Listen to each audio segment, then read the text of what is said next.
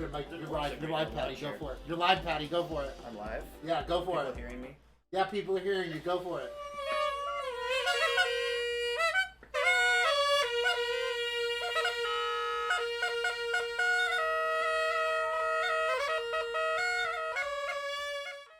I think it's time to come back. All right, we're coming back. Does that sound any better? That's way better. Yeah.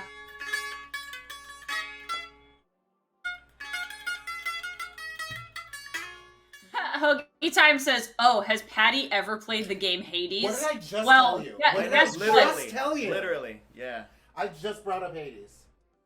Hoagie time. we played Hades on stream. Dr. Hoagie time. Dr. Until tonight, I have not really played a video game since 1990. You might have missed that part, so that answers your question, I think.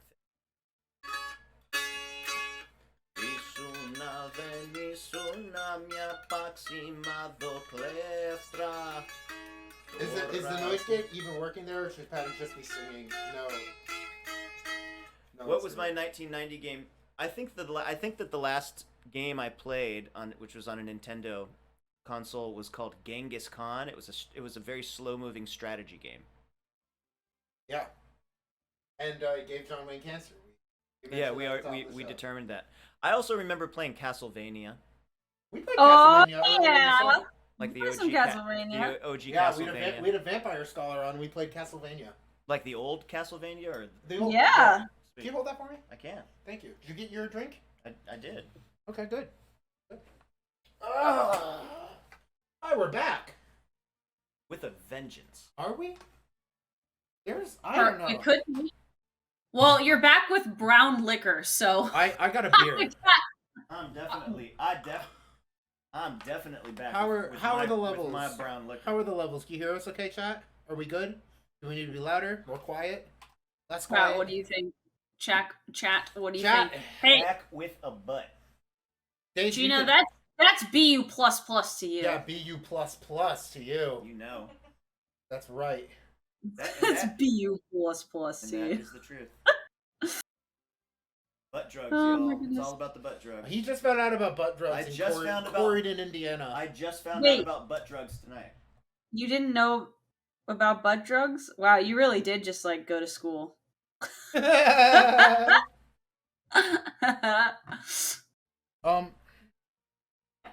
Daisy, while I Where get I things come set, from, we don't- Days, do you want to talk? Do you want to do the honors for the beginning of this interview? I certainly do, and you know what? You just reminded me I didn't put up my little sign. Oh, you're unpacking still. Yeah, I'm unpacking stuff, but I need my little sign back. I'm realizing. Folks, hi, how are you? It's Daisy, also known as Void, also known as, I don't know, a million other names, probably. Gendo Ikari, whatever. We were listening to Eva things. I'm just rambling here because it's young neck after 9 p.m. and Prince Thyla Joffrey, Prince Long Neck Thyla Joff. Daisy does make a fine Joffrey. That's right. A good Joff, yes. She's a good Joff. And folks, it's after 9 o'clock and I moved and lots of things are happening here. So my dream brain is very activated right now. We just did a very loud stream. But one thing I really want to do before we jump into the interview part of the show is what we always do, which is thank the sleuths. You might see me and Dom on camera. Sometimes you just hear my disembodied voice or whatever. Sometimes you just see me and you don't see Dom. Sometimes you just see Dom and you don't see me. And sometimes you see other mods on the show. But when you're not seeing us, there's a whole other team that makes the show happen behind the scenes. And those are our interview sleuths, or some of them rather.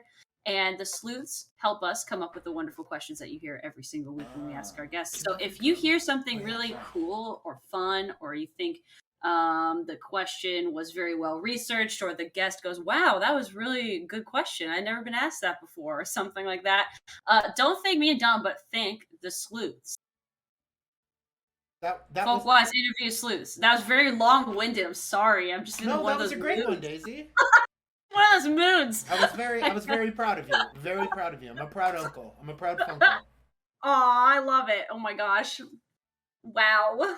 Well, hey, Paddy, now that we thanked Sleuths, you ready to get into your actual... Now that we're done playing offbeat drumming and we thanked the Sleuths, are you ready to get into your actual interview? Yes. Yeah, let us know.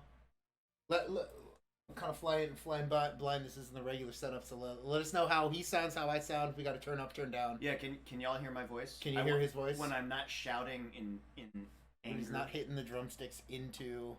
You sound good to me on Discord. Not on Discord, on Twitch, Daisy. What? On Twitch, how do we sound? Pull it up, it'll take a second. No one in chat is complaining. Give me one second. No one in chat is complaining. I assume we sound right. You're a little quiet, but you're fine. I can turn it up like to hear. Dr. Hoagie. I'll turn it up like to hear.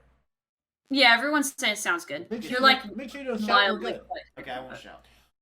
You want to start off this interview? Well, I'm here. Sure. All right, let's do it. Paddy. Yes.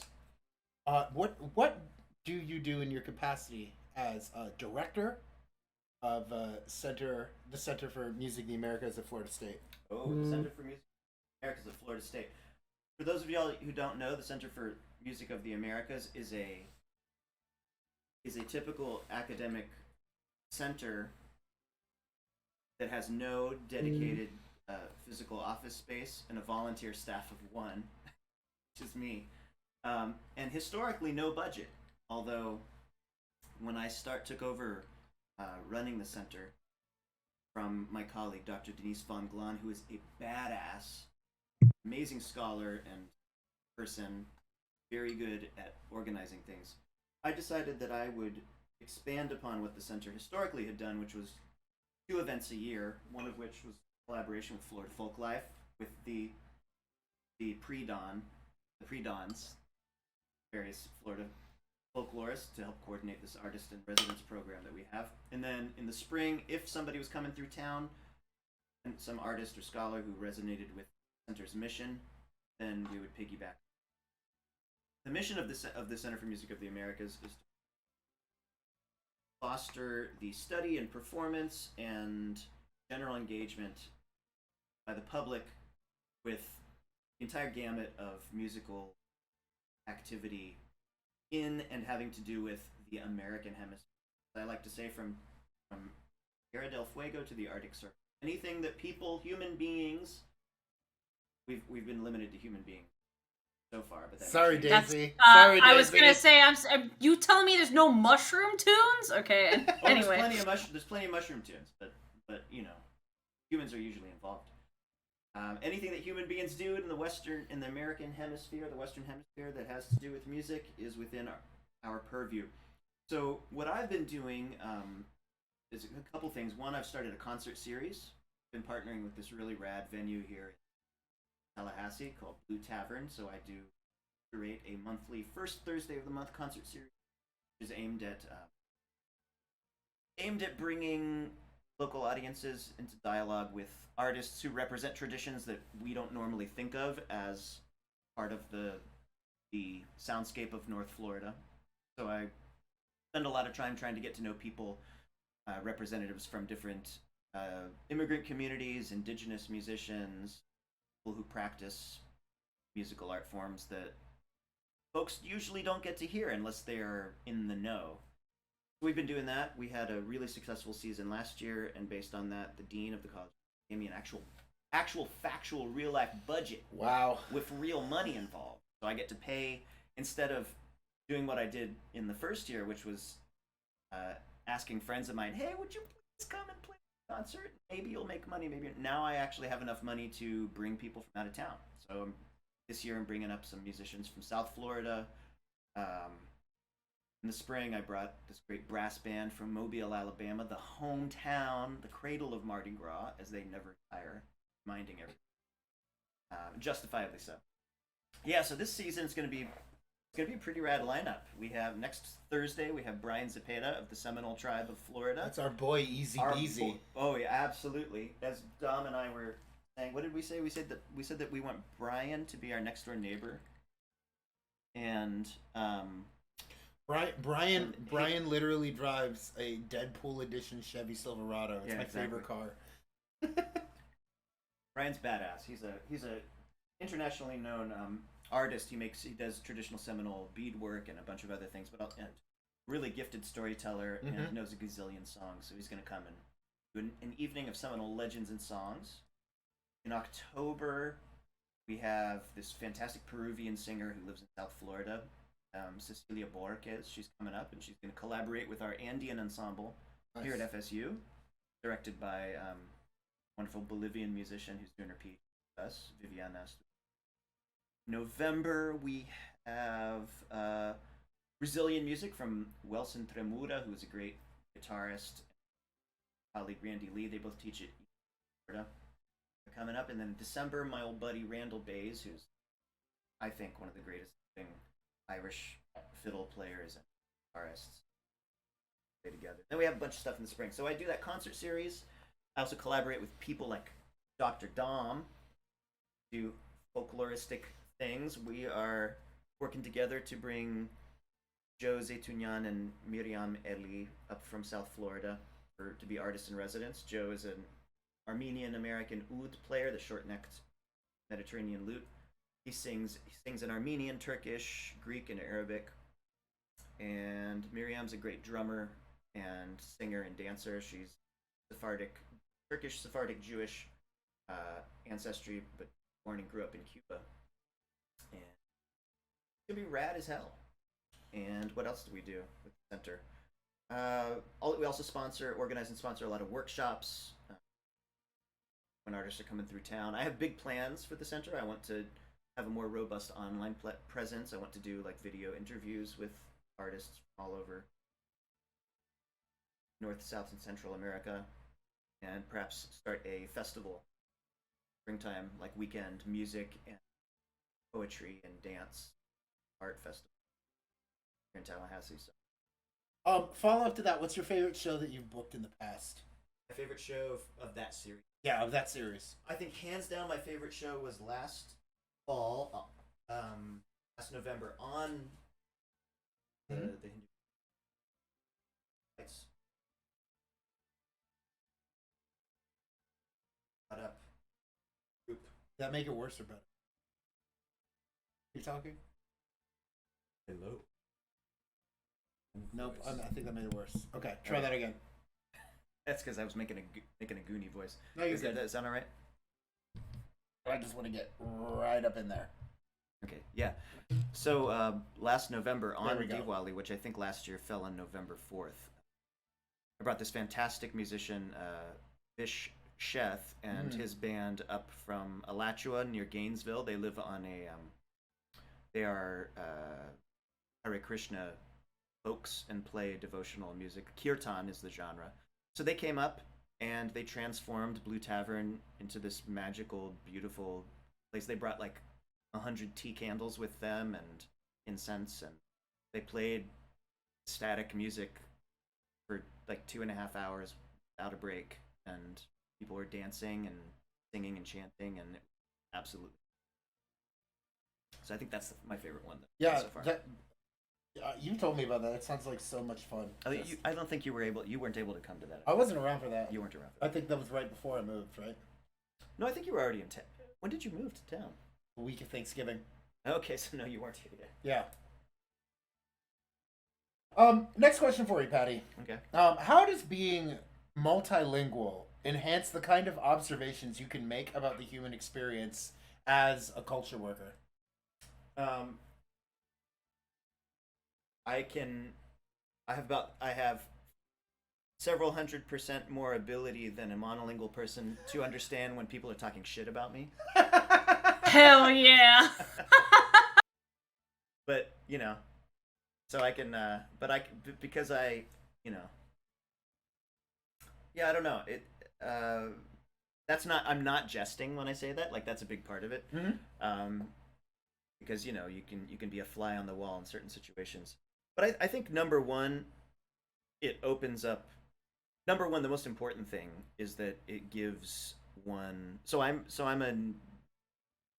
a native speaker of English and Greek, and I speak Brazilian Portuguese at a very high level of, and I can understand a couple of languages, but don't speak them super convincingly. But I think the most important thing about it is that it gives one just a lot more access to people's thoughts and daily lives. And if you grow up in between and among different cultures and languages in particular, it gets hammered into your head through through like repeated personal experience that people can have radically different reactions to similar situations based on where their heads are at, where they're coming from. So it's a lot, without kind of sliding down like the into the trap of hard like cultural relativism. It does, in my case, it does help me look at things from different angles and be patient about not rush to jump to conclusions, maybe about why people are doing, why there is so often a disconnect between what people say and how they act. You know, that kind of thing, which is, I think, is at the core of, that's where all the interesting stuff as an ethnographer, that's where 90% of the fascinating stuff happens. Like when you just observe like how, you know, the axes of like things people say about their lives, and then the way they live their lives, how they track or don't, you know? Yeah. And so if you can do that between multiple linguistic contexts, it just enriches your perspective. How old were you when you first wanted to like study or be an ethnographer? Like to study like a professional ethnographer? Yeah. I think I was probably in my mid to late 20s. I didn't go to, so I was a college freshman when I was 25 or something like that. 25 or 26. I worked as a musician after high school for 7 or 8 years. And got tired of that living out of a suitcase lifestyle. And so I went to college with the goal of getting training and certification to work as a translator. And translator and interpreter.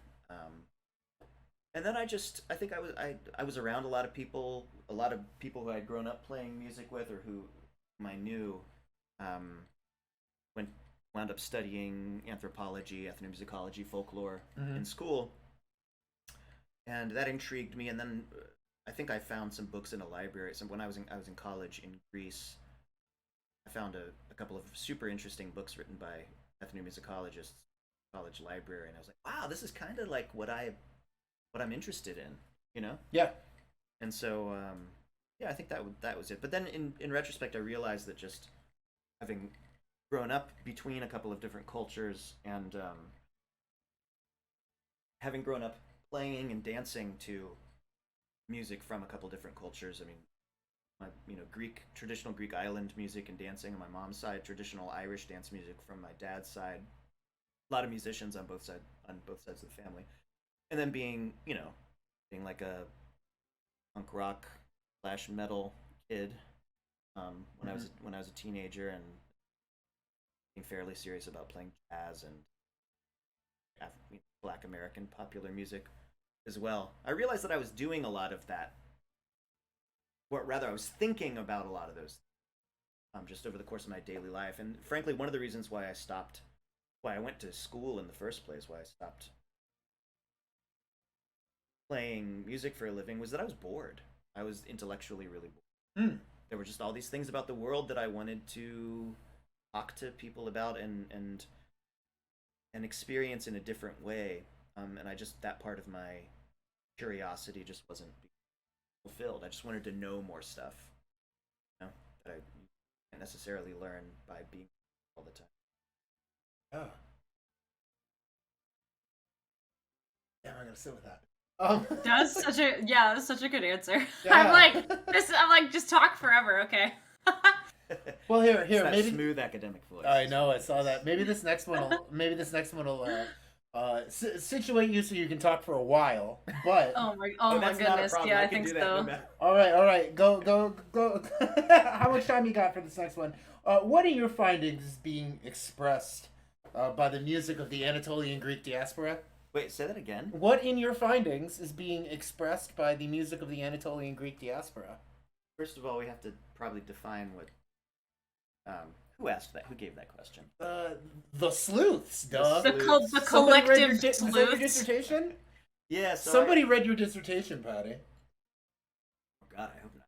Yeah, I hope they read my book. Not we my have a. dissertation. Oh no, that was your book, right? Yeah. We have a Yeah, it was librarian your sleuth book. who can pull up Yeah. anything. Well, yeah. So for the benefit of y'all who aren't familiar with that terminology, Anatolian Greeks are. Nope. That's That was you. What are What does that Anatolian mean? Did I Greeks, do Patty? Mm-mm. Did I do that? No. Anatolia is what's historically called the English syntax. Panayotis. Anatolia is the historical name in Greek for the big peninsula most of which is the Republic of Turkey currently. The big thing, juts out between Asia and Europe, basically.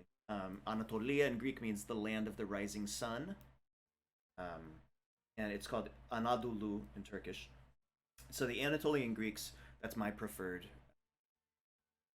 moniker for them, are the people who up until 1922 there were millions and millions of Greek identified, mostly Greek speaking. Some of them spoke Turkish as their main or only language. For the most part, Orthodox Christians who had been living in that spot for thousands and thousands of years. In fact, before the classical period, like 5th century BC, which is what we think about when we think of ancient Greece, well before that, a couple centuries before that, there were already huge colonies of Greeks all throughout Asia Minor.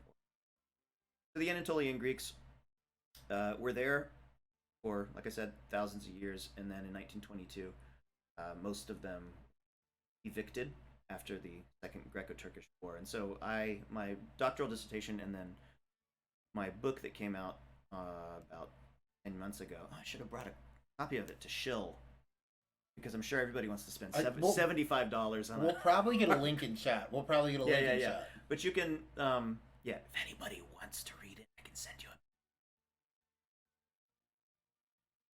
I think that was too quiet to get picked up. Yeah, I said if anybody wants to read it and you don't want to. I heard it. I heard it. I'll send you an ebook or Speak a PDF. out. Just email me. Yeah. So findings. So basically, my research with those people, like I said, none of them live in their ancestral homelands anymore. I mean, very few of them do. There's a small community of Greeks in Istanbul still, just a few thousand people. Yeah, of course. Touch of Spice. That's right. Love that movie. Absolutely. They were exempt from the so-called population exchange that ended the war in 1922, exactly 100 years ago. But most of them wound up leaving anyway because it became they were so terrorized and then most of the ones who didn't leave in the 20s left in the 50s. There were a lot of anti-Greek pogroms in Istanbul. Death Loris. Oh, Death Loris. Okay, cheered. There's a very small community there today. Most of the Greeks who live in Anatolia are not part of the historic population back there or what. So anyway, I did a lot of my field work mostly among the grandchildren and great-grandchildren of those refugees who came in the early 20s to the Boston area, which is where I went to graduate school. Yeah. And I also spent a couple months on the island of Lesbos, as a huge population of Anatolian Greek people. Findings. I think the most interesting thing and the crux, as Frank Zappa said, the crux of the biscuit, what is that even today, 100 years after the definitive end of that world, most of the people, in my experience, who are descended from the refugees, came from the Anatolian Greek refugees, who came from what's now Turkey. And I keep saying what's now the Republic of Turkey, not to be like an ethno-nationalist thing, just because the Republic of Turkey is only like not even 100 years. For hundreds and hundreds of years, Greeks and Armenians and Sephardic Jews and Muslim Turks lived in relative peace and prosperity in that part of the world. Really only since the spread of the disease of 19th century European-style ethno-nationalism, that kind of world isn't really possible. So, my findings. The point of my main argument is that I'm gonna let you on a secret. I think the point was get you to talk about it for 5 minutes. Okay, before you actually answer it. That's I guess we Thank you, sleuths. We succeeded. Oh yeah. We succeeded. But yeah, my Hoagie time. Put my my book in there. It's called, I knew we'd get a Lincoln shot. Yeah. My book is called Echoes of the Great Catastrophe. Resounding Anatolian Greekness in Diaspora. Re-sounding. See what I did there, Dom? What I did? Is that like lift up over sounding? Not quite as innovative. Okay. But yeah, so I think the point of my main argument is that those people, the people who are descended from that group of refugees, even still today, 100 years after the forced migration of their ancestors, they still articulate their Greekness through practices, musical, chore, dance-related, culinary practices, linguistic practices that explicitly reference the Ottoman past. So that shared Greek, Armenian, Turkish, urban, and even rural milieu where people were citizens not of like the Greek nation or the Greek state or the Turkish state or whatever, but of this multi-ethnic, multi-confessional, deeply pluralistic society where people understood that getting along was a priority because otherwise things wouldn't work in everybody's benefit. So these people who are Anatolian Greeks, they still prefer to express their Greekness through, for example, dances that most Greeks associate with Turks, right?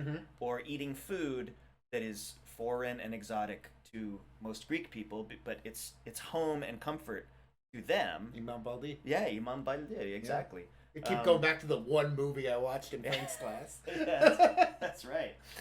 Imam Baldi is one of the most delicious eggplant dishes in the world. So good. So you take eggplants and you slice them. The way I make it is I slice them. You have the egg, that's the eggplant, I slice it like this, but you cut it almost all the way through the skin, but it has to remain intact, and then you stuff all the cuts with very thinly sliced onion and tomato and garlic and lots of olive oil and spices, and you bake it in and lots of greens like parsley and things like that, and dill, and then you like roast it in the oven until it's all like gooey and caramelized, and the name Imam Baldi in Turkish means the Imam fainted, presumably because the eggplant looks like somebody wearing priestly garments who passed out and hit the floor. That's awesome. Daisy should make it. I love that. Daisy, make it and post it on the Discord. I know. I'm thinking about that now. I'm like, that sounds really good. I'll draw a little face on it. Yeah, exactly. It is one of my favorite things to make. So yeah, that's the point. And in my book, Om is right. It is good Lord. It is so fucking good. Imam with like some Izmir style meatball, like spicy meatballs and like chunky tomato and garlic sauce, and like fresh fried potato, not French fries, fresh fried potatoes with sea salt and oregano on them, and some tzatziki, and a big old carafe of wine. That and a choriatic and a Greek village style salad. That, my friends, is a meal. If y'all come over, I literally just opened it up in a new tab on my browser right now. I'm like, these are looking real good. Yeah. I love how we like ask you a question about music and you've like described a meal so far. Oh yeah. Yeah, no, I'm proud of you. That's the foodway scholar. That's what we. I'm very proud. Well, Dom, I don't know if I also have. I mean, I've done a lot of research about in that community because food is so important to them. Yeah.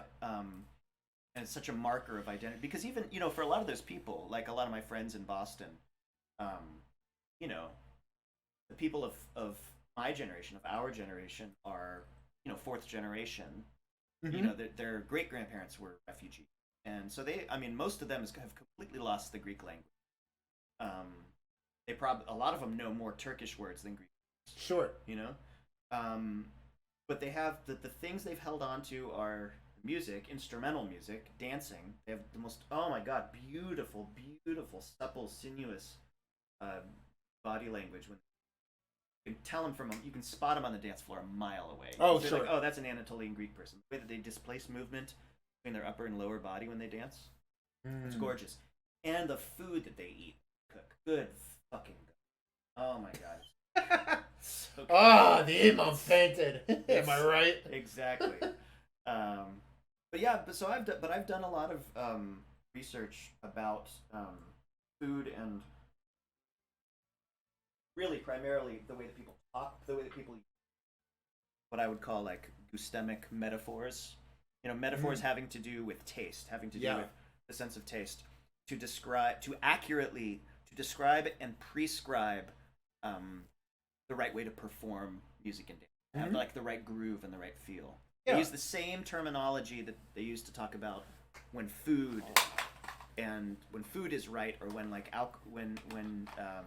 alcohol, like ouzo, for example, is hitting the spot. So that's my question. That was at least 5 minutes. That was great. No, that was That excellent. was it. That was so informative. I don't even care what the original question was. And you nobody can remember. You made Daisy one eggplant. Yeah, that's. I'm thinking about. Yes. I'm thinking about. God, so many questions I could spin off from that I honestly like. Call up David Sutton. Why isn't he in the room? Oh, David Sutton. I know, my God. David One of Sutton. my heroes. Yeah, David Sutton, if you're watching. Have you read David's new book? Which one? Bigger Fish to Fry. Oh, I saw it, but I haven't read it. Y'all check out this Christmas. Bigger Fish to Fry. Mods. Bigger Fish to Fry. I got you. A theory of cooking as risk, comma, with Greek examples. Ooh. Ooh. I love it. Oh shit, this looks real good. Post it. Oh my god, Yeah. hey, somebody We have a question in is the chat. looking for a review from Food Anthro. If anybody Food wants to do Anthro's a looking for a review of review. it. Is that what you're saying? Oh, no. Hold on. I thought they were there's for a second. There's a question in the chat. No, but don't worry. I got you. You want to answer it? Daisy, ask that question in chat. I'm sorry. I'm looking up the book. It's Do you sweat your eggplant before grilling versus baking? I know. This is the question I always have this question because I always feel like I make soggy eggplant. Okay. How do I make it not soggy? Okay, Daisy. The Because I know how the Greeks taught me how to make eggplant. Greek method. So a lot of people will salt the eggplant to sweat it. Yes. Which I do, but what I do is first of all I cut the eggplant however I'm going to cut it, and then I soak it in cheap beer. Oh, beer, really? Yeah, beer. I always use salt water. No, first. Oh. So soak it in cheap beer like Corona or some beer that you're not going to drink. Sure.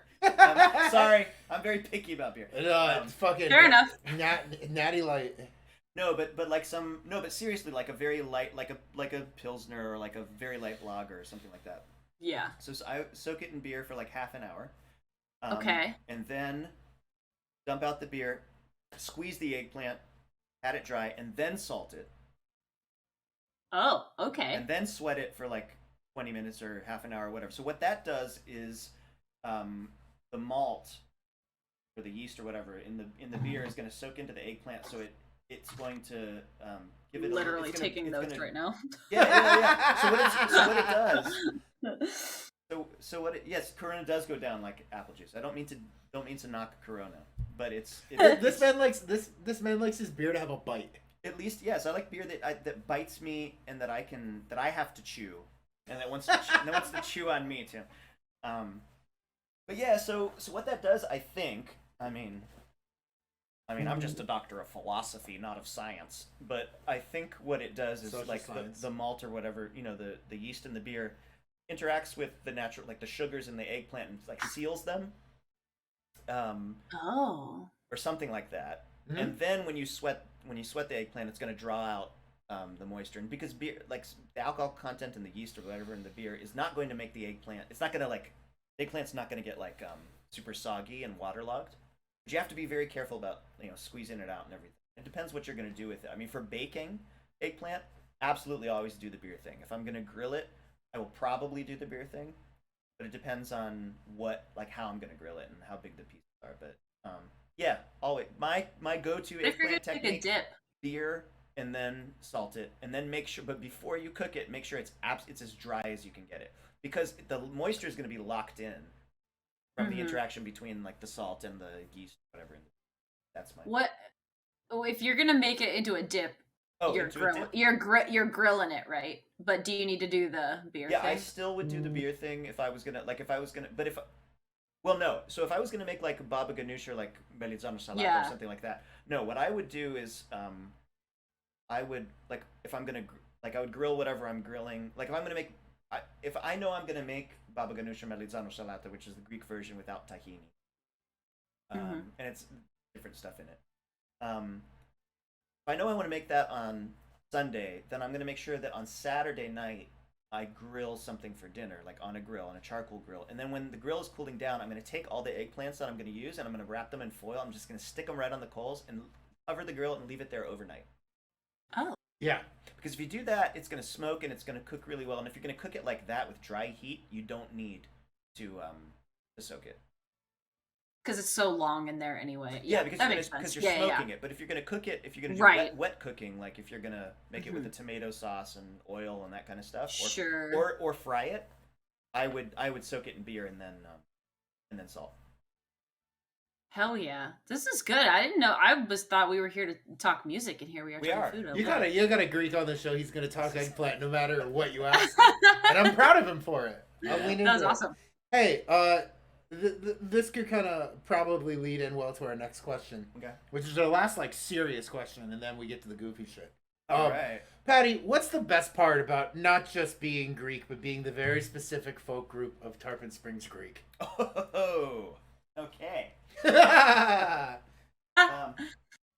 Thank you, Sleuths. Thank you, guest sleuth Rania, for writing that one.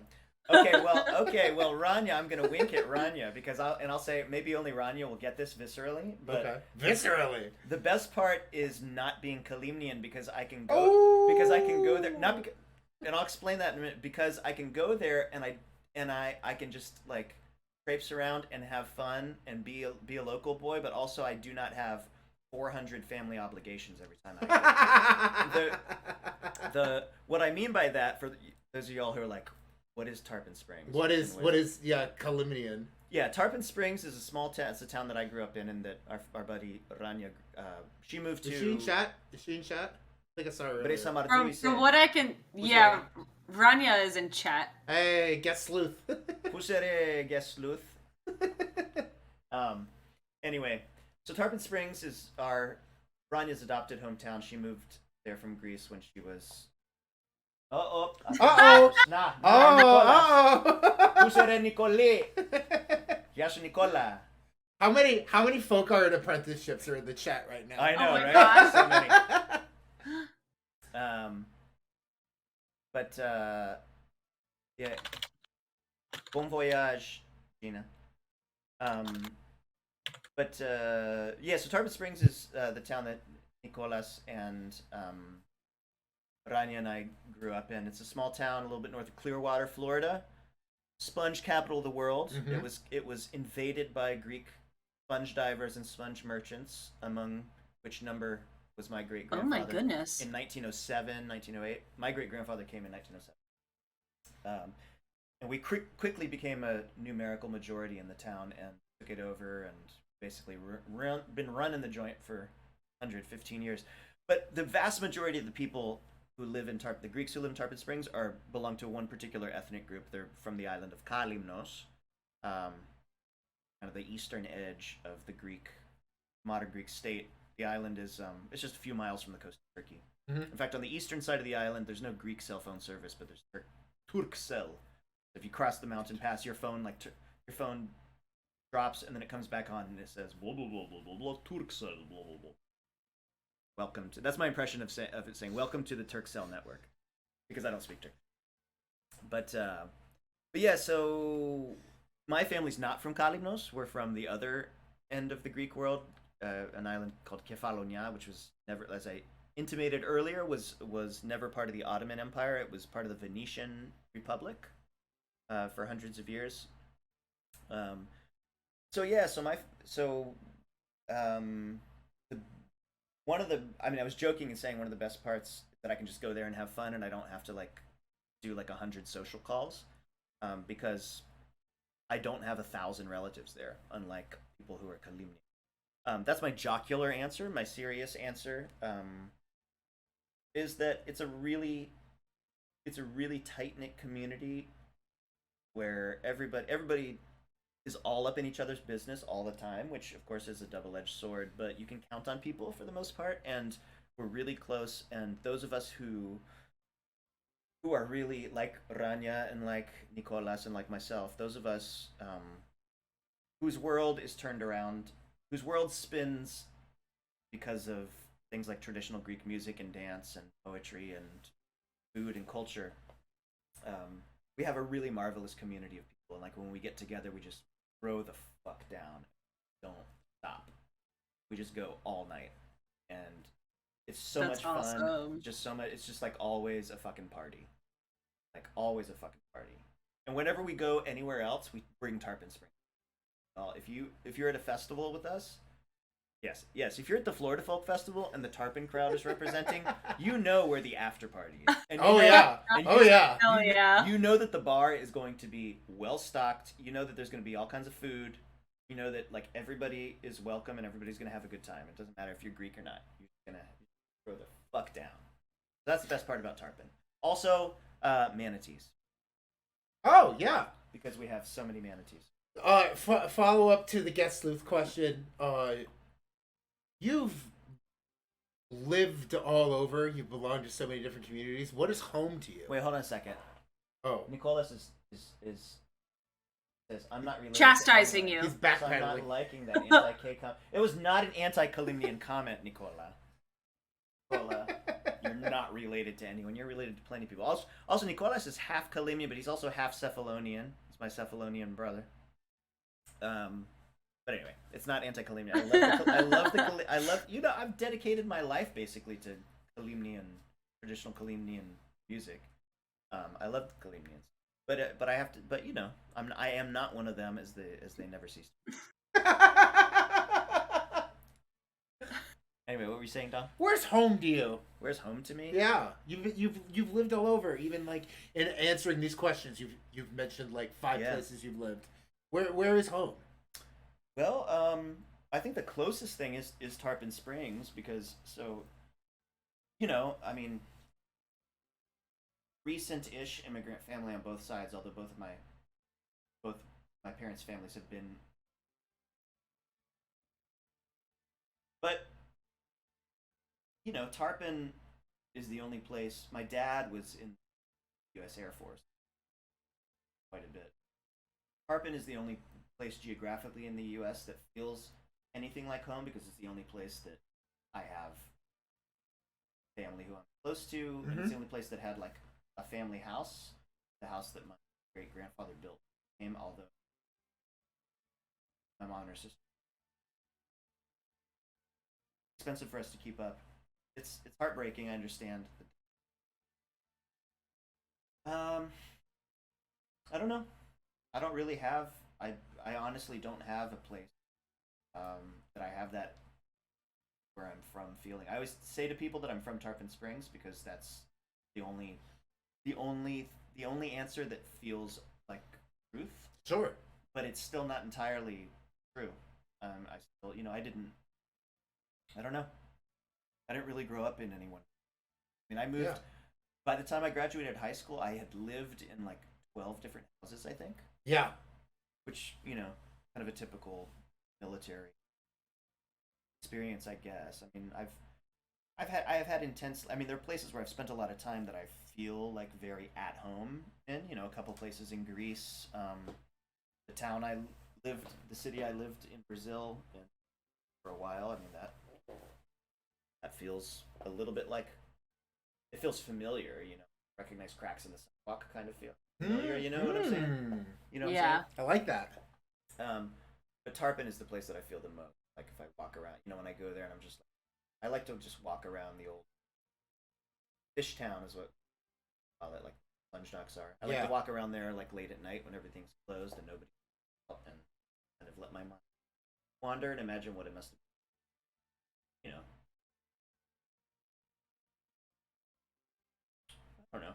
Maybe there. The closest answer I could imagine to something being considered home. So Yeah. I mean, that's guess kind of so. what home is. Yeah.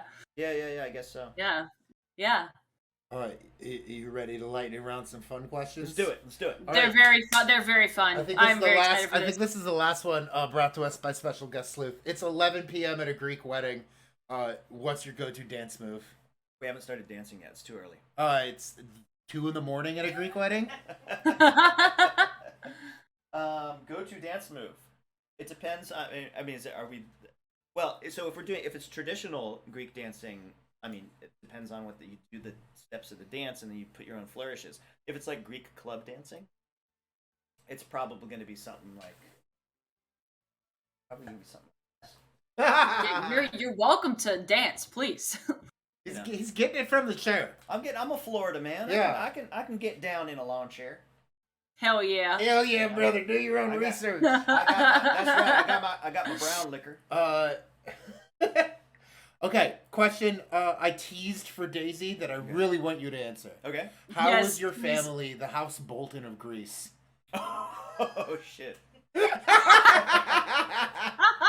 Oh man, y'all. So this summer I found out that my great grandfather who came to Tarpon Springs, his name was Demosthenes Alisandratos, Demosthenes Alisandratus. His name was Roos. Yeah, exactly. So Whoa! Yes. That's the Greek connection. Pusere Tommy. Yes, Patrida. Tommy, what up? Patrida. So great grandpa Demosthenes was this. So our family was descended from one of these Venetian noble families who settled on the island in like the 15th century or 14th century or something like that. So I learned all this. I went and I hung out on the island in my ancestral village for the first time in like 20 something years. Even though I went to college in Greece, I lived there for a couple years.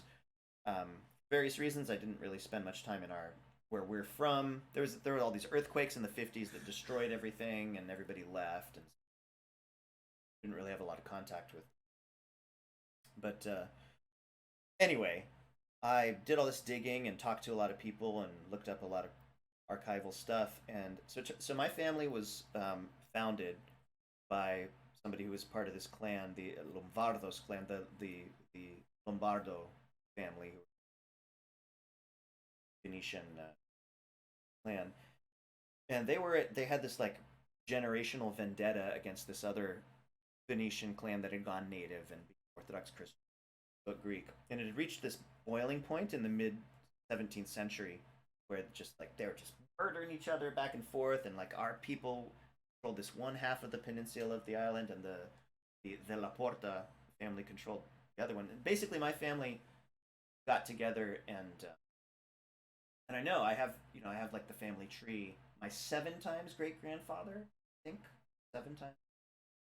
His name was Giannis, like Giovanni, Giannis, Loverdos. He was part of the village council that decided this. They invited the rival clan, all of them, spend Easter week in our like fortress village. And they said, look, we don't expect you to trust us. Bring all your guns. You can have like your sentries and your snipers and whatever. But we want to put an end to this vendetta business. Too many young people are dying. Just come and spend Easter week with us. They put them up in like people's houses, and they totally played the Reigns of Canterbury at the feast. So they spent all of Holy Week together. They did the resurrection service on Saturday night together. They invited all the de la Portades people into their houses to eat the traditional lamb entrail soup. Oh, I love it. So good. It's so good. And then on Easter Sunday, they're like, we're going to give you the biggest honor. After the liturgy. So in the Orthodox tradition, there's like that Easter Sunday service, the post-resurrection service is called the service of love, the agape, where everybody's together and kisses each other and blah blah blah. So we're going to give y'all the honor, guests who've been hosting, and so y'all going to line up on the right side outside of the church. We're going to line up on the left. The priest is going to come out with the gospels and everything, and bring all your guns, and you can do the honorary like shooting in the air to signify the resurrection. And like, we don't expect you to trust us. You can have like your guards and stuff and your sentries and whatever. So apparently my people like went up behind all the sentries and guards and like cut their throats or whatever. And when the when the rival clan had like emptied their rifles, the priest and all the altar boys and stuff just like hit the ground, and my ancestors just mowed down with their muskets like all the other people. They pretty much killed all of them. The ones who escaped, they hunted them. They like hid in caves and stuff. The blackfish. Yeah, my people hunted them mercilessly for months and months and months. And so yeah, this really happened. And holy shit! Yeah, and even today, if you go to, so our island is shaped kind of like a goat hoof, kind of like it's a little lopsided goat, upside down Spock thing. So like this is like our peninsula. So our village is from right there, and that other family's last name, the La Portas, there's nobody left. There's a village, a ruined, abandoned village that they all used to live in, that like nobody lives in anymore. You do not find almost anybody with that last name in this part of the island. They all left. They fled to this island, Zakynthos, over here, and they slowly, generations later, made it back. You find some people in the other part of the island with that last name, but not in our place. Holy shit! Yeah, that is wild. Yeah. And then do you meet that person and they have like generational trauma and you like don't interact anymore? Well, here's the thing. Holy shit! Well, here's the thing. When I was hanging out there this summer and I would talk to people, they were like, "Oh, hey, where are you from?" And I'd be like, "Well, I'm American," but they were like, "No, but where are you from?" Like, I was like, "Oh, Skinyas, which is my village," and there would always be like this silence. Oh shit. No. They'd be like, "What? So are you like you descended from the like Loverdos clan?" And I'd be like, "Yep." And they'd be like, "Okay, that's cool." So you like, yeah, that's cool. Putting in my notebook not to have dinner with you. Yeah, or just be on your best behavior at dinner. Oh my God. But the best part, and this is the even more interesting for the folklorists, is that. So this happened in like 16.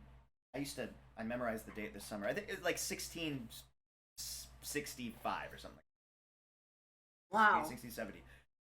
People still talking about it, but apparently it was such a thing. Like, it was just such a mind-blowing like thing that in Venice it became kind of like a cautionary tale. There's like a kind of like a ring around the rosy type children's rhyme. Oh my God! Like the rat yes, exactly. That used to be, and I found in a book written by a Greek folklorist in like 1905 or something, who's telling the story, and he said, and I found in this archive somebody who'd written down this rhyme that they used to, like, the kids used to sing in Venice in the 18th century about this. It's something like, you don't trust somebody from Skinyas, which is my ancestral village, which if you go there today, it's like, I don't know, 100 people live there, like half the houses are ruined and whatever. It's not like this grand, like, Bolton-esque fortress anymore, but but moral of the story, don't fuck with me. Do you know the rhyme in Greek?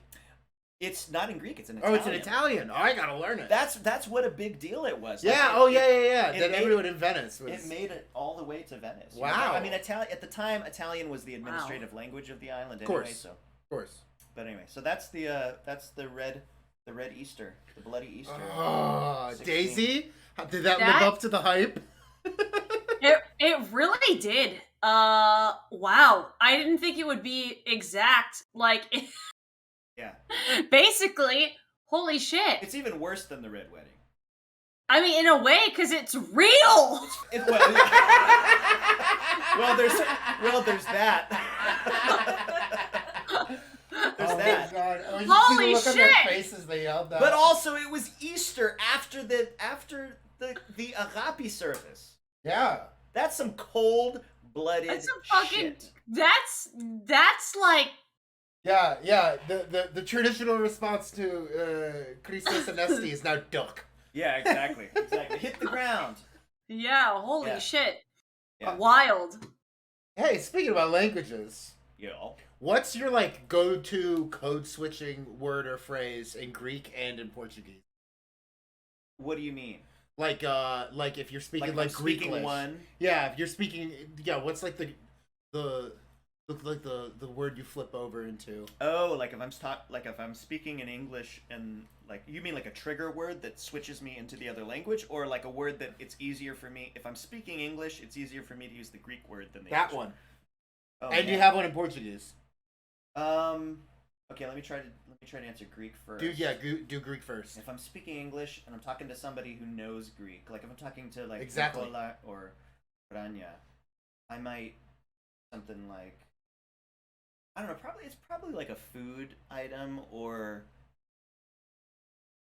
probably in malakas, the word malakas, which malakas means masturbator in Greek. Does it? Yeah, yes, it literally means masturbator. Okay. I've heard jerk off as a Well, it literally means no, because the verb malakizome means to masturbate. It means I've never had this etymology before. Yeah. It means So much sense, because then when you call someone a jerk off, that makes a lot of Yeah. sense. It's Again, like I said earlier, this is what my brother calls his oldest son. Oh yeah, totally.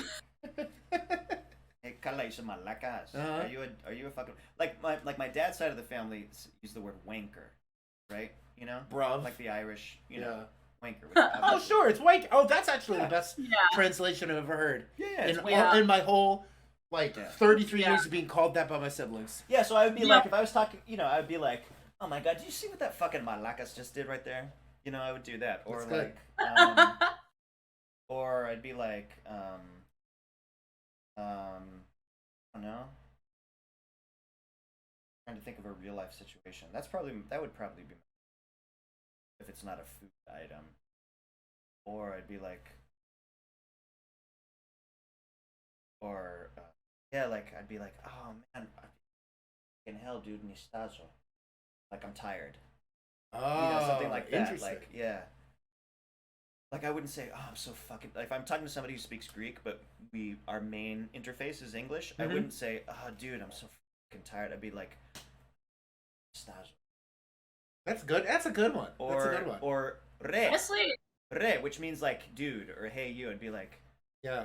which we in Tarpon Springs, and it's only in Tarpon Springs because other Greek Americans. I'm sorry I interrupted you, Daisy, but other Greek Americans are like, oh my god, that's like a Tarpon thing. We'd be so re, which is short for more, which is the vocative, like when you're talking to somebody of the word, the name moron, which means like idiot or moron. Somebody who speaks who thinks like a small child is what it literally means. We say re. I could say re dom, like hey dom, So in Tarpon we'll say like Ray, like that with an American accent. Ray. Oh yeah. my god. Yeah, like dude. so Ray, high context. Holy shit. Ray, come the fuck over here, dude. What the fuck, Ray? What are you doing? Oh my god, that's so cool. So that's fine. But I can tell you. Can I sidetrack totally. into my Ray Yes, story? please. I remember one year, Anthony and Louis, my half brothers who are Greek, got back from Thessaloniki, and I was like, "What's on the radio?" I was asking them like all the questions, "What did you do?" Blah blah blah. I always ask like, "What's like the big hit on the radio?" And Louis goes, "Dude, Rihanna is all they listen to, cause they think she's speaking Greek when she goes umbrella, Ella, hey." Yes! They all go Ella, hey. That's so true. That's so true. Ella. That's hysterical. Ella, hey. Yeah. So Ella means come on, like come, but like it's what we said, like Ella. It's like like let's go. That's hilarious. That makes so much. I mean, I get it. Yeah. It makes sense in context of the song. Yeah. It makes it enhances it really. Yeah. Do you know? Well, speaking of, you know that song? Do you know that satirical, like Greek American singer, Sotiri? Do you know what Sotiri? What's that song? I don't even know who sings the song. It took me years. I knew the Greek parody version of this song for years before I heard the. Is it like I don't wanna know if you're playing me, keep it on the low. Yeah. Cause my heart can't take it anymore. No idea who that is. Yeah. Anyway, so there's this dude Sotiri. Sotiris is his name, but Sotiri. I think it's a joke. So cheesy because tiri is cheese. That's right. But he made this amazing song. That's like a parody of that, or he just took the music, but and it's called Avrolemono, which is like Greek. It's like egg lemon soup, and the entire song. That's what I had for lunch. Yeah, so good. Yeah, leftovers. So it's like Avrolemono. Avrolemono. Fiaxemuto se paracalo. It samples the Fugees. Yeah. It samples absolutely. Lauryn Hill going. Inimoni supa pagapon. Oh my god. So you gotta. Oh man. And it's an amazing video. Anyone who speaks Greek and can Google that, drop that in chat right now. No, there's an amazing music video. There's an amazing music. It's Sotiri Avrolemono, and it's so fucking good. And it's all about food. It's all about that like going to his yaya's house. You know, he goes Epigasti yayamu. I went to grandma's. Yanamu ftiaxikati yanafao. So she would make me something. Oh yeah. Mahirep se pastizio. She made pastizio. Oh, love it. Mago ako mapinao. But I'm still hungry. Avrolemono. Oh my god. Fiaxemuto se paracalo. Yeah. Inimoni supa pagapon. Anyway. Rixemia kota mesa stonero. Boil a whole chicken up in the water. Oh. Anyway, it's very good. But anyway, I can tell you my favorite code switching story. Oh, do it. So my cousin Lazarus. He is an old school Tarpon person. I can't tell if Nicola is doing a barfing thing or crying. That's a crying. It's a cry. Yeah, how's chat reacting to that little musical moment? It's a laugh, cry. Crying. So my cousin Laz is probably in his 80s now, but he grew up in Tarpon. He might have been born on Kalimnos, but he's half Kalimnian and half from Aegina, which is a small island near Athens. So he grew up like, working on boats, and he's like, so he speaks real like Greek, like country ass Greek, yeah, like real heavy Kalimnian Greek, and hell yeah, brother, and country ass Floridian, like hell yeah, brother. So I remember one time I was bringing my grandma to like the Friday night fish fry at the AHEPA lot. AHEPA is the American Hellenic Education and Progressive Association. It was founded 100 years ago in 1922 in Atlanta, Georgia. It's like the Greek NAACP. It was basically started to convince America that Greeks could be white, so that the KKK would stop murdering us and burning our houses and stuff, which happened a lot in Tarpon, by the way. So anyway, so there's a badass Friday night fish fry there on Fridays. They fry fish. So I was taking my yaya there, and I walk in, and Laz is like he's like in his work clothes, like splattered with paint, whatever, and he's talking to some young Kalimnian guy, and they're talking about boats. They're talking about like painting boats. And he saw me enter, and he switched in mid-sentence. So this is my impression of Laz doing that. Oh yeah. So I'm gonna pretend you're I'm pointing at Lizzie, who y'all can't see. But Lizzie is the Greek boat painter guy who Laz is talking to, and you're me. He's like, Chetuleo tu malaka, Chetuleo. Etsa engalavatizume anaskafus is a polima like. What the hell are you doing here, boy? I had known you were in town. Don't you have a telephone? Well, shit.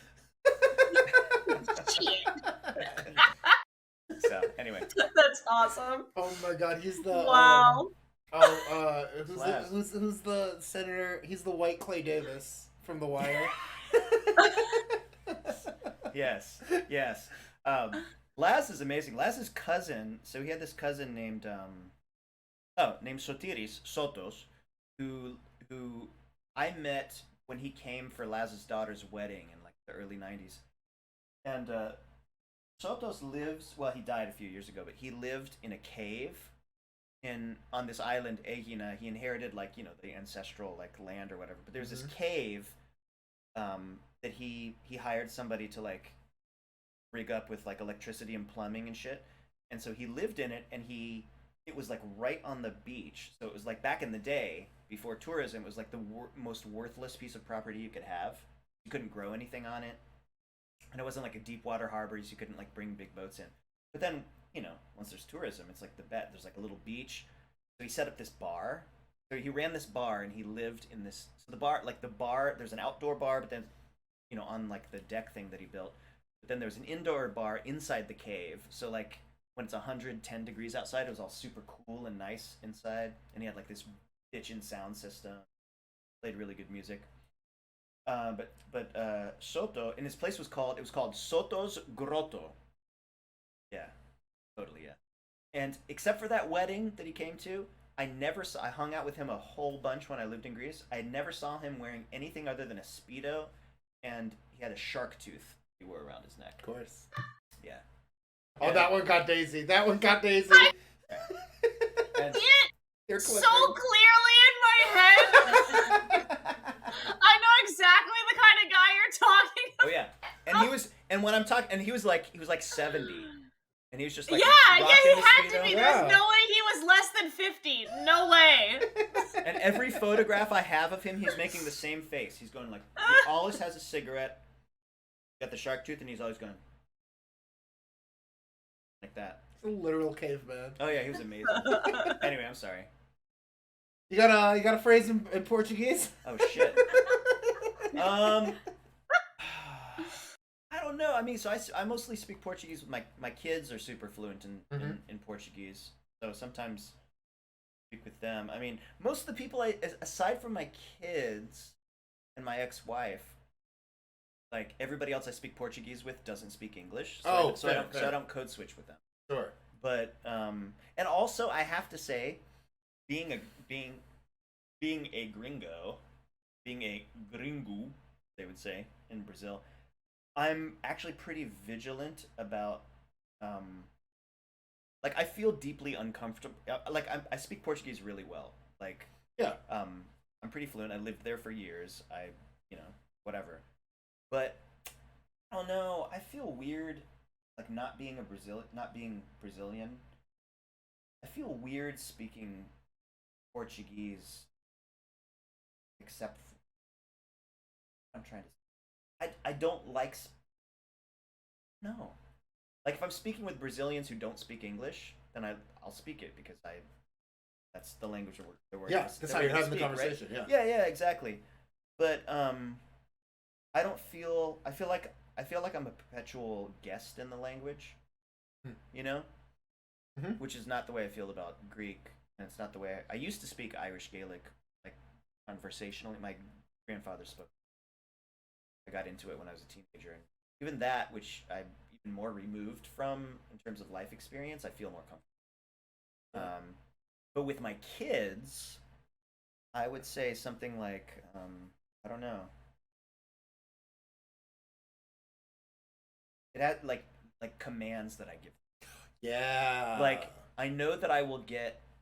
If I'm like like the nighttime routine, the bedtime routine. If I say, hey, brush your teeth, it's gonna go. But if I say escova os dentes, they're gonna go to the bathroom and brush. Because that's what their mom would say. Wow. Yeah. Or like, yeah.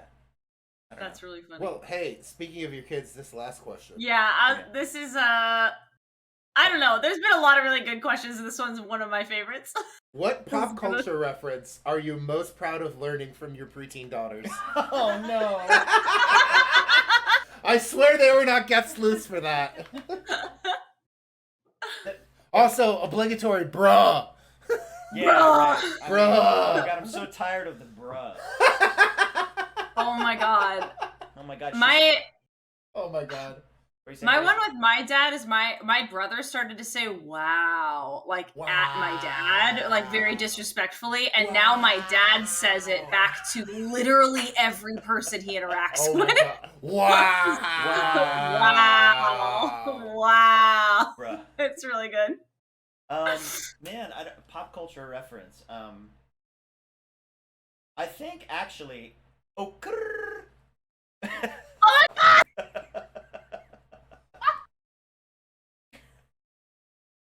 I think I just killed Dom. I'm dead. Skull emoji. That is the nuance between laughing so hard you're crying emoji and skull emoji, okay? Wow. Wow. Oh my god. And actually, That's really good. hardcore dad move when Jasmine, my eldest, who was about to turn 13, she got braces like a month ago. Mm-hmm. Uh-huh. And so when she was sitting in, she was like getting, the expander, like, like the metallic alien, like face hugger, horrible thing put on the roof of her mouth, and like they were blah blah blah, and she was like near tears, but she was holding it together. It was so fucking uncomfortable.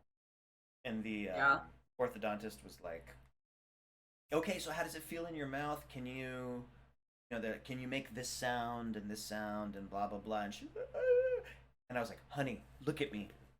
This is me. Can you go, oh, grrr? And she fucking lost it. She started laughing. Sorry, and the orthodontist like had to like leave the room. She had to like walk it off. She was laughing so hard. So I think I think that's my favorite. That is the best story ever. Never forget this. Yeah, famous rapper, Cardi League. Yeah. That's awesome. Oh my god. Yeah. I'm dead. Where do we even go from there? I don't know, man. Oh my god.